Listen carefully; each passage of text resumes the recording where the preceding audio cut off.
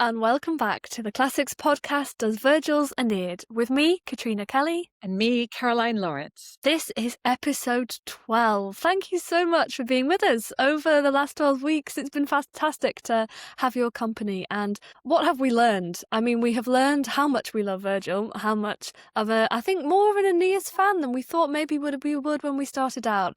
This is the podcast where we've been exploring characters, themes, Virgil's poetic techniques, our favourite similes.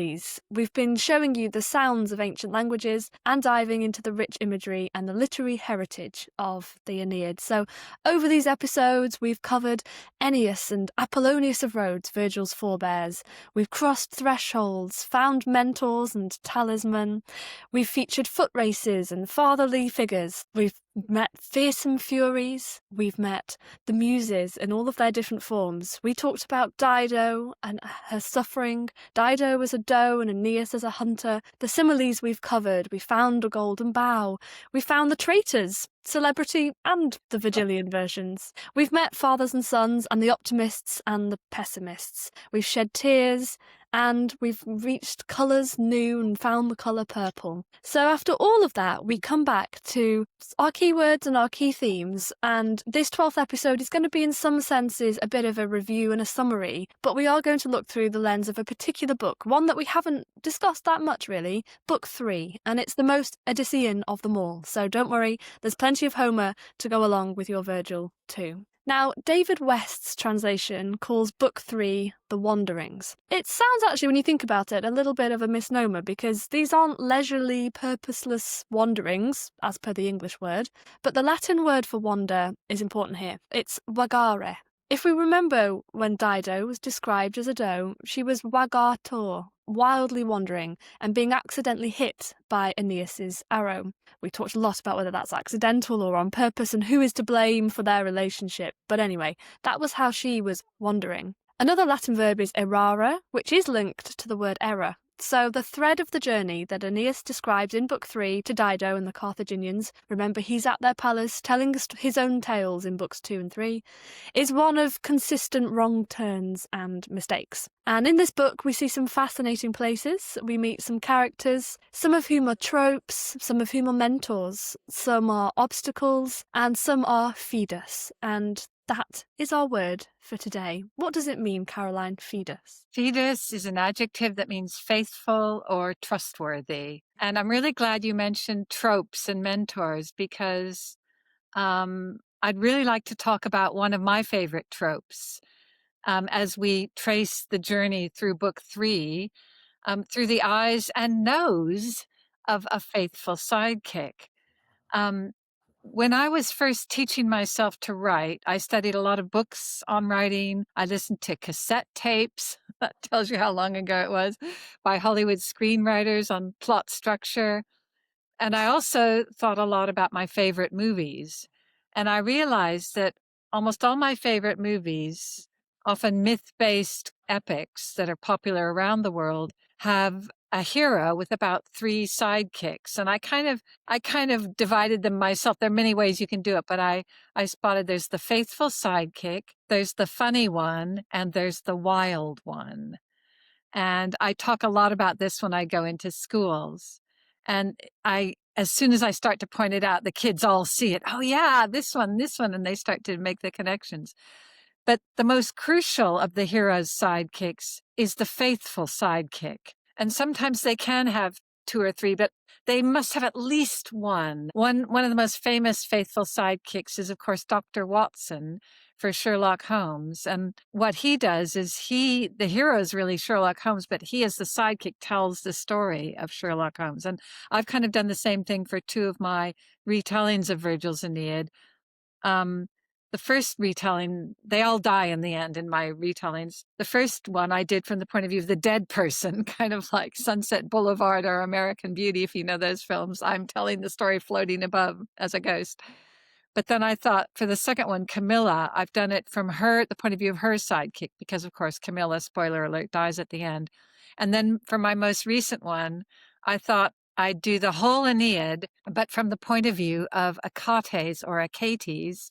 And who's Achates, you might be asking? Well, here's a bit from the afterword of my book. In Virgil's Aeneid, Achates is the loyal companion of Aeneas. He is described as swift, strong, and brave, but most of all as fidus, or faithful. In fact, the phrase faithful Achates has come into the English language as an idiom for a loyal follower. Apparently, Margaret Thatcher used it about one of her sidekicks. Apart from these adjectives, Virgil reveals virtually nothing about faithful Achates. He doesn't tell us who his parents were, how old he was, or even whether he fought in the Trojan War. Was he Aeneas' slave?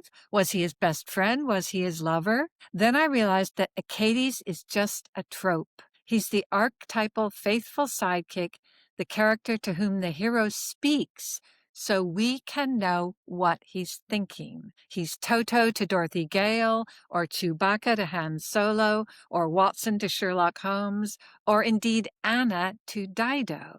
The faithful sidekick doesn't need to speak, they just need to listen. It also occurred to me that the very blankness of Achates could be a gift. I could do whatever I liked with him as long as he remained faithful. And then in January 2025, I saw a newly uncovered Pompeian fresco. It shows the Trojan shepherd Paris, labeled as Alexandros, his other name, facing the beautiful Helen of Sparta, and he's about to take her home with him and spark the Trojan War. In the fresco, Helen has a servant girl as her kind of faithful sidekick, and Paris has a big tawny mastiff at his feet. The dog is looking out at us with a marvelously doleful expression that seems to say, I have a bad feeling about this. And that's when I wondered whether that dog had a story. What if that dog was Paris's faithful sidekick? And then I wondered, what if Aeneas had a faithful dog's sidekick? And then I wondered, what if that dog was faithful Achates? It was a crazy idea, but I liked it so much that I decided to do it.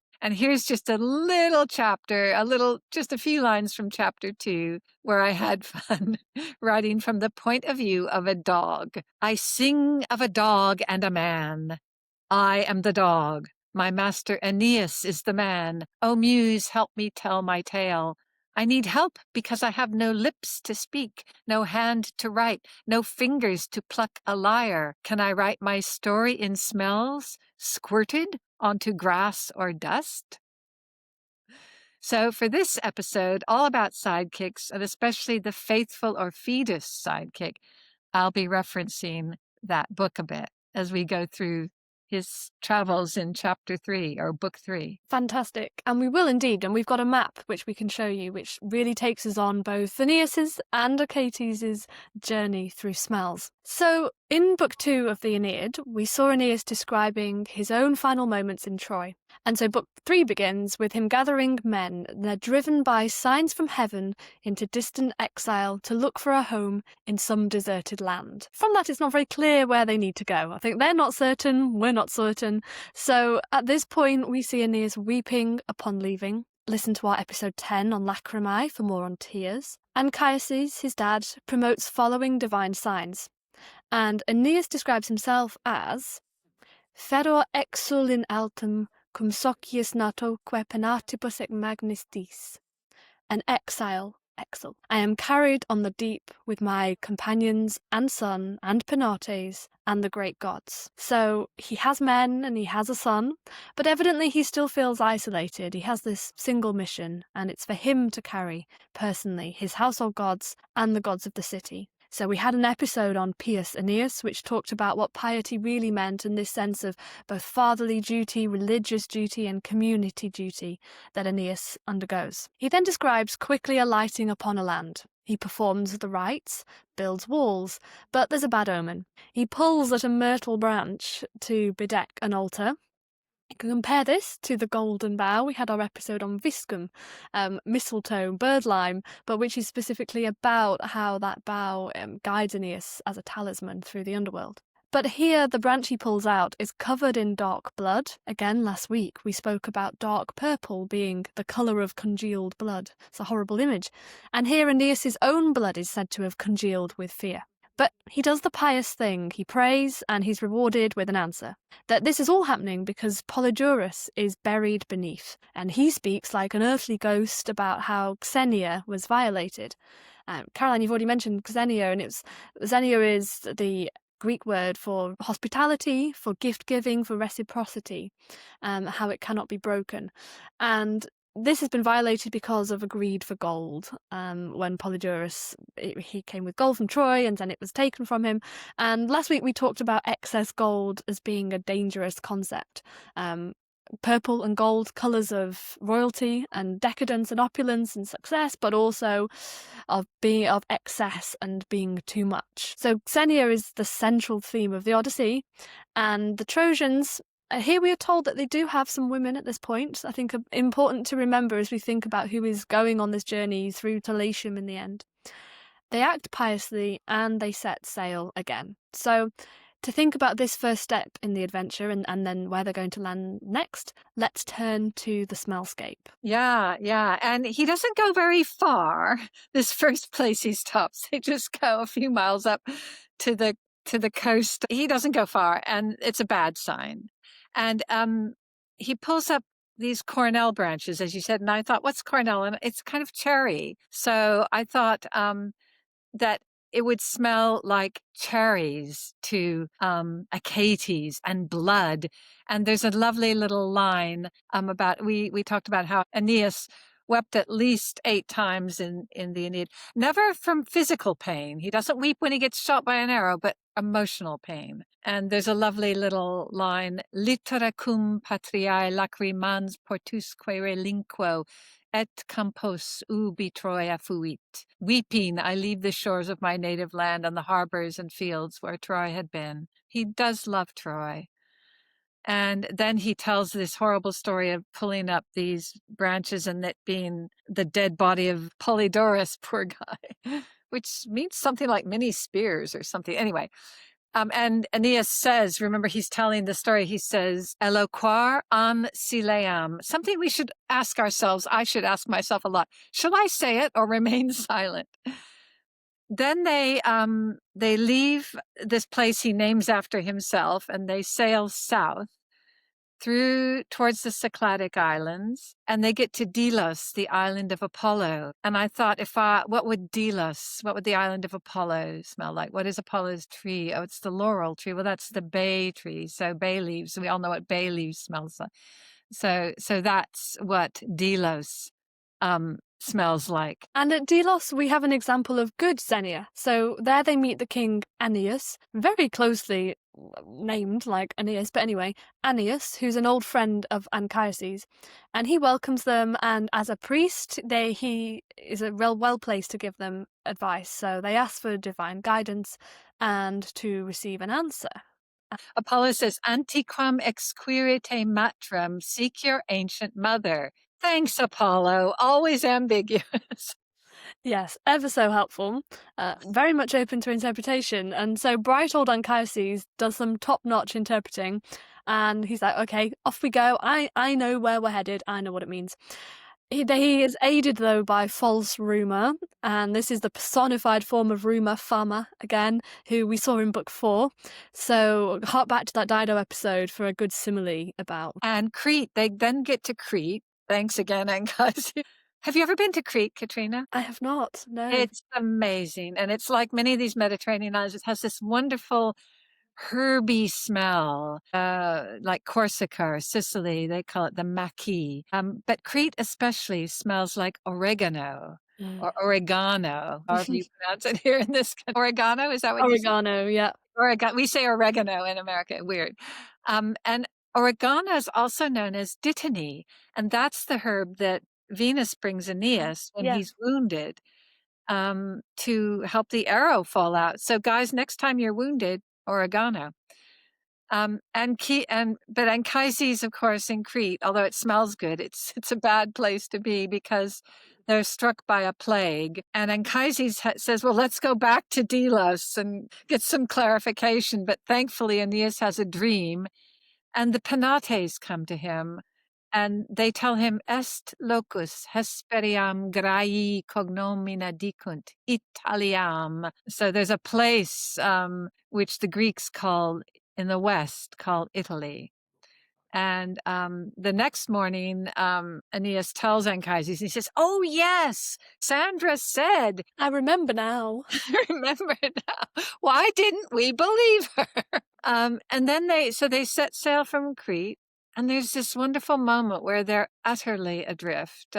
Remember, in the ancient world, you usually tried to keep a coastline in sight, and it was terrifying to be without any landmarks. And so this is a bit from book 3 and line 192 following. Postquam altum tenure rates neciam amplius ullae ad perent terrae caelum mundique dundique pontis. Tum mihi caeruleus supra caput adstitit imber. Noctem hiememque ferens et inhoruit unda tenebris. Lots of words of darkness there and some lovely repetition and internal rhyme there. Once our fleet reached the deep, no more land appeared. Sky everywhere and everywhere sea. That's caelum undique pontus. Then a blue-black cloud stood above my head. That kind of typifies Aeneas, doesn't it? With the little cloud following him, bringing night and wintry cold, and the waves shivered in darkness. Yeah, and it's so powerful, that caelum undique et undique pontus, not only the rhythm, the sound, the repetition, as you say, the polysyndeton of having 3 words for and, but it's also a chiasmus, isn't it, where it's you kind of come in and then the words are reflected out again with parallels. It's like a seesaw almost, isn't it? Yeah, really capturing sky and sea everywhere, and they are, as you say, totally adrift. So, to give Anchises his credit, he does at this point admit his mistake, and so in so doing, he provides Virgil also with a neat way, I suppose, of getting in some more parallels about genealogy and these father-son relationships. And then they move on from Troy, as you say, from Cassandra's prophecies, to a new land under now Apollo's guidance. So there's a real sense here that we are progressing from Aeneas's past to his future, almost a different kind of religion as well that's going to be carried in under that. They are struck by storms, just like Jason and Odysseus, his kind of literary forebears as well. And from there, they are then carried along to... You might show the map at this point if you're watching on YouTube, I'm not sure, but they go, the bottom bit of Greece, the Peloponnese with those little fingers at the bottom, they go around there and up. So they're going up the kind of west coast of Greece now, and they come to this teeny tiny island called the Strophades, which means literally the turning island, because that's where the 2 winged followers of Jason turned around, stopped pursuing the harpies when they chased after them, and the harpies settled on that little tiny island, which I think became their new home. So that's their legitimate home, this little tiny island, the Strophades. And of course, we know the harpies are these creatures which have beautiful faces like girls, but bodies like birds. But they leave their droppings everywhere, like giant pigeons, which is what Achates says in the book. They're like giant pigeons. And the island to Achates, the dog who's Aeneas's sidekick in my book, it smells of disgusting harpy droppings. And instead of trying to fight the harpies, they just throw up their hands and say, okay, and they're off. They sensibly leave. Aeneas is sensible. And he doesn't boast afterwards like Odysseus. He just gets his 20 ships and leaves. But as they leave, Celaeno, the chief of the Harpies, utters a prophecy, said, non antedatum cingetis moenibus urbem, quam vos dira fames nostraeque injuria caedis, ambessas subigat malis subsumere mensas. But you will not enclose the city granted to you with walls until dire hunger and the injustice of our slaughter forces you to consume your tables with your jaws. And as I said, they just then leave and they go past some more islands. They're going now, driven by the south wind, they're going up the west coast of Greece, heading towards Ithaca through some other islands. And they go past Ithaca, past the home of savage Odysseus, because remember, he's not a hero in this book. He's one of the opponents. And they finally come to what will be Actium, which is where many, many centuries later, Antony and Octavian Augustus will fight a decisive battle, and Antony will lose. And to Achates, this region smells of black pines, which I think is nice. There are black pine trees there. And there they play some Trojan games, which is going to be a nod ahead to Augustus, who will establish victory games at Actium. And they leave a shield on the door of Apollo's temple, because there's a temple to Apollo there, reading Aeneas haec de Danais victoribus arma. Aeneas dedicates these arms taken from victorious Greeks. Yeah, and we talked about Aeneas's own shield in our very first episode, the Lumen episode. But this is just a snippet, isn't it? Another of those hyperlinks, which emphasizes how, again, they are playing Trojan games at this point. So they are wrestling in the manner of their fathers, it says in this section. It's as if Aeneas and his men still aren't quite grown up enough yet to actually have made it to the end of their mission. They're still Trojans. They haven't yet made that transition into becoming proto-Romans and making their own traditions and their own techniques to become city founders. So at this point, they're sort of still trapped in the past. And this is a mini episode as well of what Virgil will later expand upon in Book 5 when we have the funeral games for Anchises. And there we talked about limina and crossing the threshold. We talked about the similes of the dust clouds made by sprinters. So you can listen back to the limen. There's 2 parts to that as well to find out more about crossing the threshold, what that means in plot terms, and also in these more literal examples. Yes, in the mythic structure of the hero's journey, first kind of put down by Joseph Campbell in his book The Hero with a Thousand Faces, and used by 1,000 screenwriters since. The point of the journey, the hero's journey, with its many thresholds, but usually 2 main ones, when the hero leaves the ordinary world and goes into the world of adventure, and when they visit the underworld, but then there are many thresholds all the way around at each stop almost. The point of the journey is to teach the hero who he is and help him fulfill his potential. So they go just a little bit further up the coast from what will be Actium, or what is Actium. We're still on the coast of Albania in a place called Buthrotum, and they find here Helenus, who's a son of Priam. He had 50 after all, still a few left. And Andromache, of course, who was the beautiful widow of Hector. And they find a little sad version of Troy there. It's like they've tried to rebuild Troy, which is what Aeneas has been told, to build a new Troy. But these guys have tried to do it, but it's pretty pathetic. And to Achates, it smells of sad, brackish water. And Buthrotum, which is Butrint in modern Albania, is also known as Epirus. And if you've ever been to Corfu, it's the bit of Albania you can see across the straits. And Epirus, little side note, that's where the Molossian hound is supposed to have originated, this giant hound that was the primary war dog in the Roman legion, and kept by the Molossians, who were the inhabitants of Epirus. So that's a little link with Achates and the fresco that I referenced. And they're meant to be the sort of ancestor, aren't they, of the modern mastiffs? So exactly, they're the ancestors of our modern big mastiffs, big jowly slobbering dogs.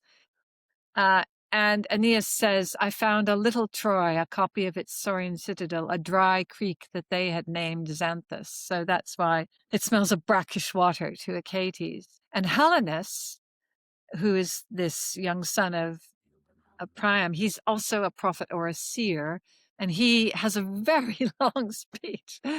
He tells Aeneas that though Italy's not far, he has a long way to go.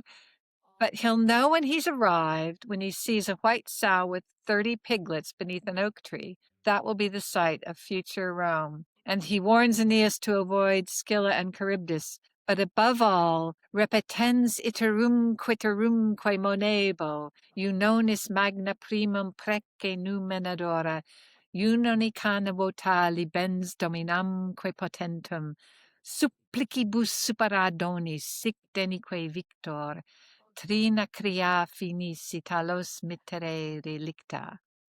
I will warn you, repeating again and again, implore in prayer, first the favor of great Juno, freely sing vows to Juno and overcome the powerful mistress with supplicating gifts. Thus at last, a victor, with Sicily left behind, you will be sent to the borders of Italy.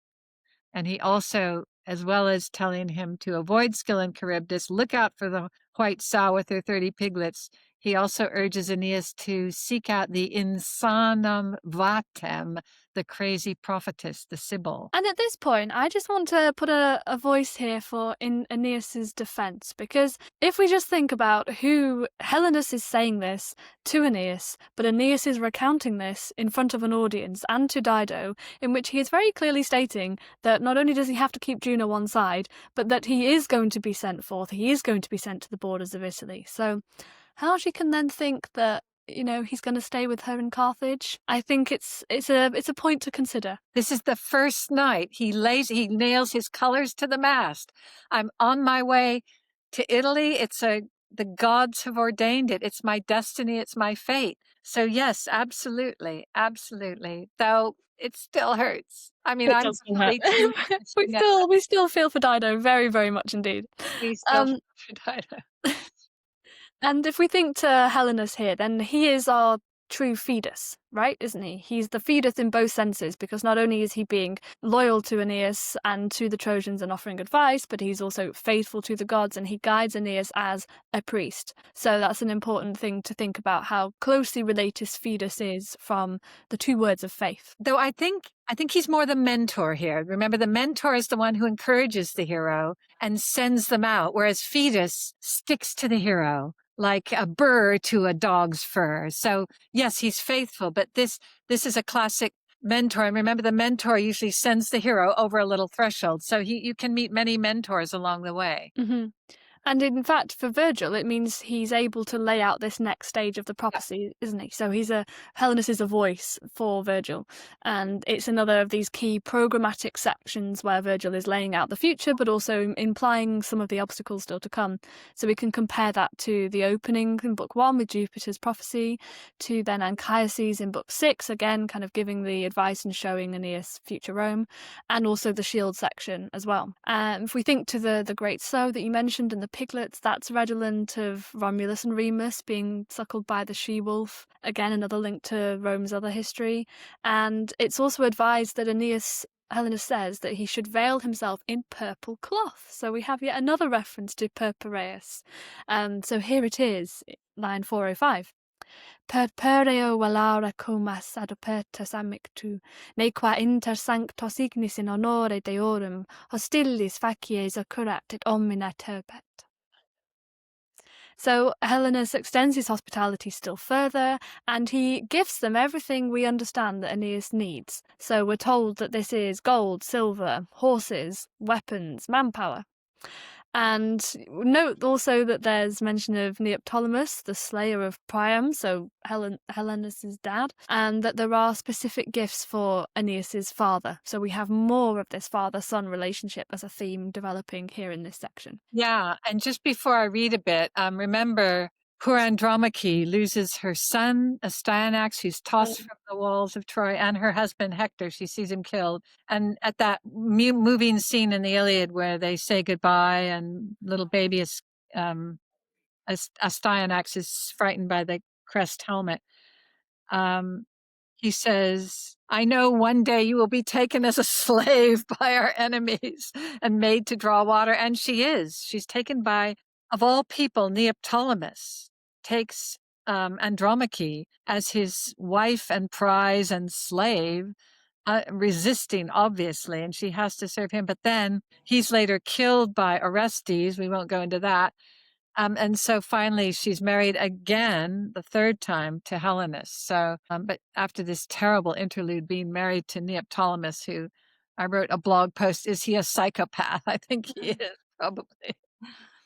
So anyway, this is what Aeneas says after Helenus has given him all this advice.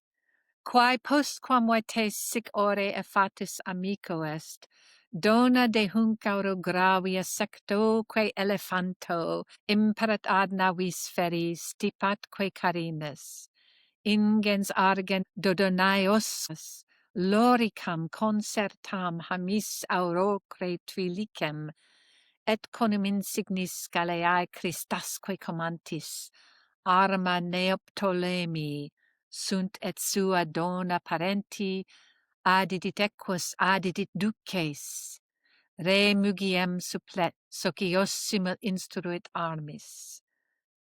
After the prophet Helenus said these things in a friendly voice, that's ore amico, with a friendly face, he commanded that gifts heavy with gold and inlaid ivory be carried to the ship, and he stows them in the holds, a huge amount of silver, basins from Dodona, segmented armor fixed with hoops of gold, a fine cone-shaped helmet with a horsehair crest, the armor of Neoptolemus. There are also gifts for my father. Helenus adds horses and soldiers and even oars, or actually that word oars can mean rowers. And at the same time, he gives equipment for war to my companions. Notice the hyperlink there of the helmet with the crest, which makes us think of that scene, that farewell scene of Andromache and Hector with baby Astyanax. Exactly. And also the last line, the mention of Socios, and that is the word that Virgil does repeatedly use to describe companions, and that links to fidus, because as we say, these are the men that are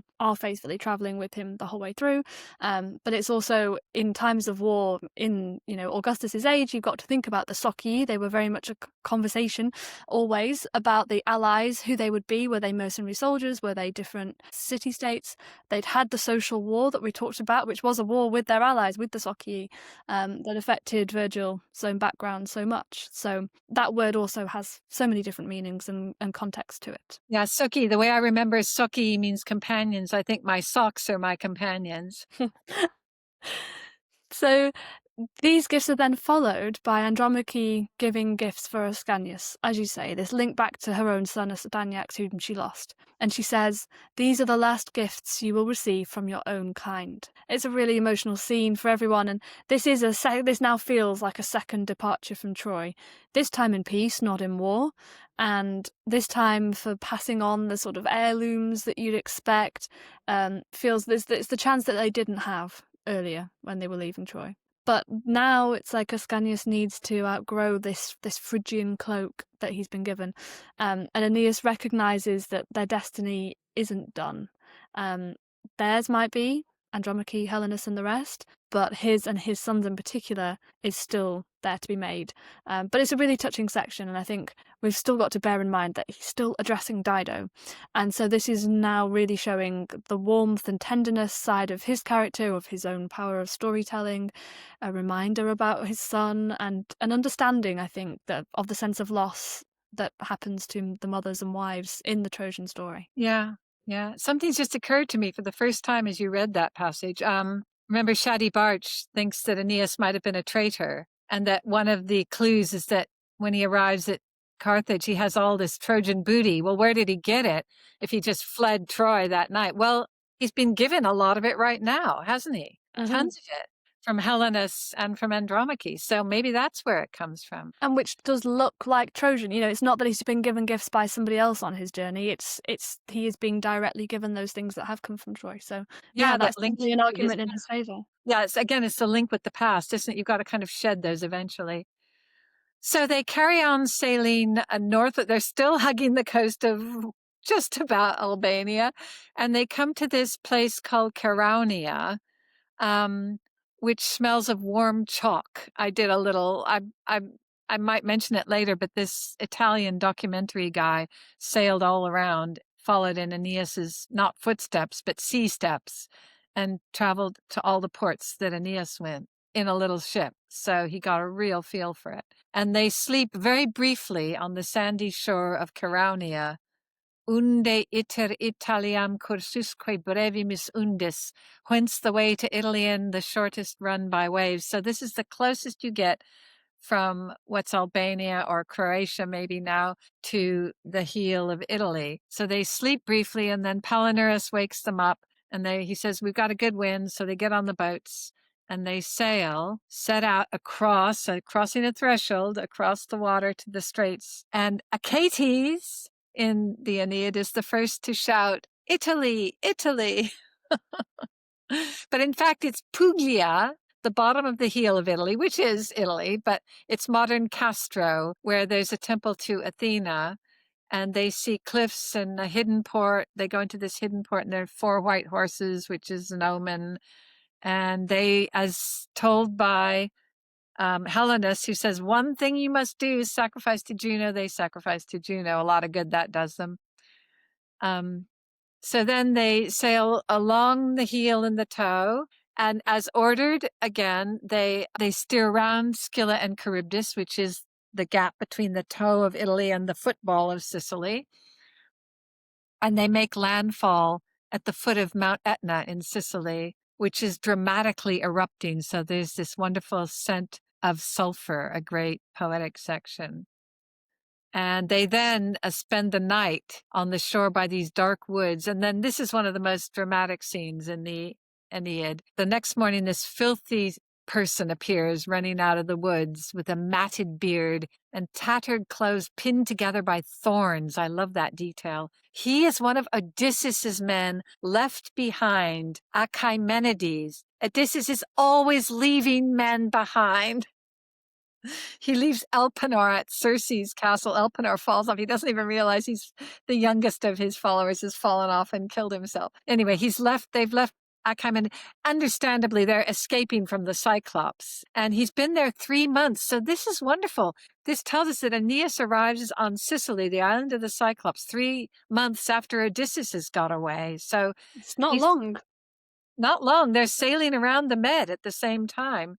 And he has this wonderful phrase, tertia iam lunae se cornua lumine complent. 3 times the horns of the moon fill themselves with light. And Achaemenides, this filthy beggar survivor, tells them of his horrific experience with the Cyclops. And then the Cyclops appears. And he's blinded and washing his separating wound, and it's disgusting and scary. And they quickly go away, taking Achaemenides with them kindly. They're showing mercy. And the Cyclops, Polyphemus, hears the splashing of their oars and yells for help. And all the other Cyclopes come striding down the hills. Aeneas and his ships skedaddle out of there. They're way more sensible than Odysseus. They're not going shouting, hubristically, oh, Otis did it, we were so clever, we got away from you, we tricked you. And instead he just moves on, which seems very sensible. And also geographically, he's now kind of moving beyond Homer's hero, isn't he, with having not made the same mistakes, albeit they've made others along the way. And he shows compassion as well in taking this Greek on board, a fellow exile. You get that real sense of, these are people exiled with a mission, that perhaps Odysseus and his Nostos and his singular mission is to go home, to go back to the past rather than to go into a new future. That's something a lot of commentators have noted, that the Trojans are shown as being a trusting, and they give people the benefit of the doubt. They believed a Sinon and took the Trojan horse into the walls, and this is their downfall again. Yes, they haven't learned from that lesson, although in this case they're okay. Too generous and too nice. So they sail around the south of Sicily. They get out of that area at Etna, which, by the way, is where those 2 sons came from who exhibited piety by carrying their parents on their shoulders. And they go to around the other side of Sicily. Sicily, by the way, is always depicted as having 3. It's not really a triangle, but it's often in Greco-Roman thought called a triangle or 3-sided. And they go to the other side, which is Drepanum. And to Achates, it smells of sage, one of these other wonderful herby smells. But for Aeneas, it's full of grief because it's here that Anchises dies, a thing nobody had predicted. And in fact, it's just occurred to me now, the father, remember, we were talking about this in our Potter episode, he has complete authority, even over adult sons. So in a way, he has to die to give the mantle, the complete total leadership to Aeneas. He must die. And again, a mentor in the hero's journey template often dies at some point and makes maybe one last appearance, as Anchises does in the underworld, to just give the hero one last little bit of advice, or to say, Luke, use the force, whatever. By the way, Drepanum, the name of this place in Sicily, comes from the Greek word drepane, which means a sickle, because the shape of its harbor is curved. and today it's known as Trapani. And as he finishes relating his account of his Odyssean journey, remember he's telling Dido and her court this on his high bench, Aeneas concludes, "This was my final ordeal, the turning point of my long journey. When I left there, a god drove me to your shores." And just notice, he says, this was my final ordeal. He doesn't mention the terrifying storm with which Virgil starts this poem, where Aeneas is so terrified, he's saying, "Gods, why did you allow me to live? Why didn't I die at the hand of Diomedes outside the walls of Troy?" So he just glosses over the terrible shipwreck. And later, they've arrived in Carthage, and in the smellscape I've done from Achates' point of view, it naturally smells of fishy purple of Dido's cloak, reminding us that purple was mainly a Phoenician dye associated with luxury, decadence, and royalty and wealth. And again, this wonderful documentary maker, Alberto Perugia, along with his friend Pascal Tomaino, they followed Aeneas's entire voyage on their own small yacht, not just to Carthage, but then back up to Sicily and up along the coast of Italy. And you can see what all these places look like today on his free YouTube documentary. Yeah, it's so cool. And there's a link in the show notes if you'd like to go and watch that YouTube documentary. So we've had Aeneas being a good storyteller. I'd say, it's book 3 is pretty decent, but there is a sense that perhaps he's just not quite as good as Virgil himself. There is a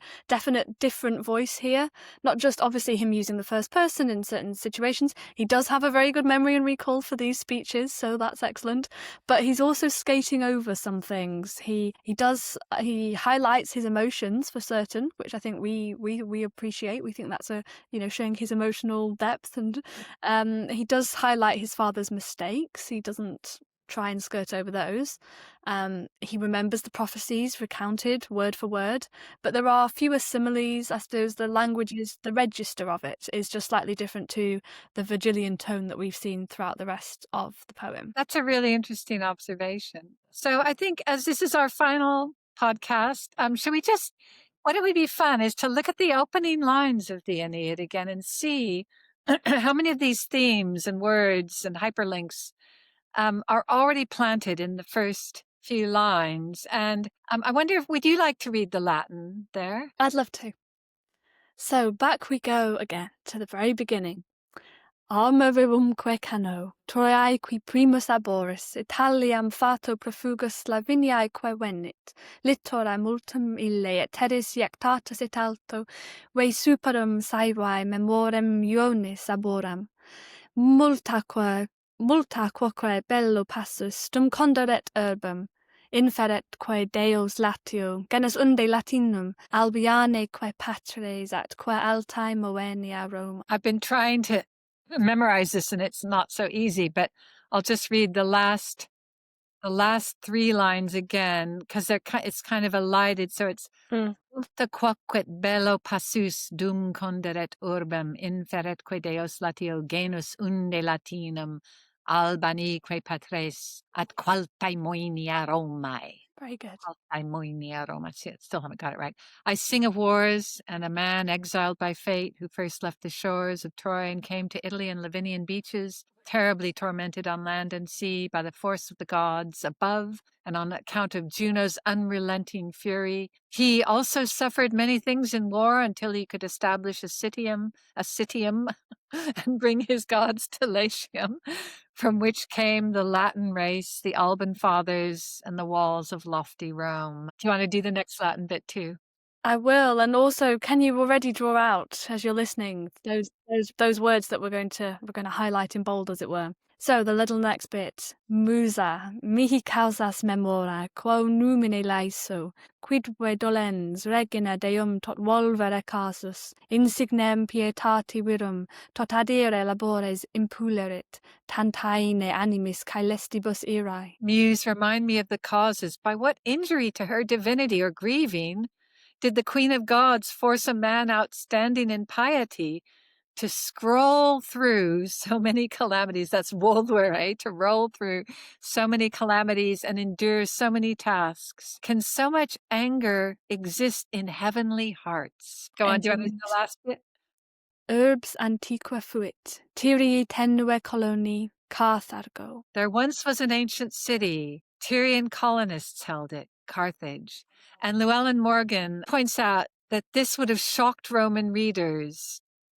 They're reading this book written for Augustus about the establishment of Rome. And he says, there once was an ancient city. Of course, we're all expecting it to be Troy. But then he says Carthage, Rome's great nemesis. So it's a shock, So this is a master storyteller. So we've had Cano. We had a whole episode talking about those opening 3 words, the very beginning, about Virgil's inspiration, his echoes to Homer, how the Aeneid is doing the Iliad and the Odyssey together at once and trying to improve it if it is at all possible.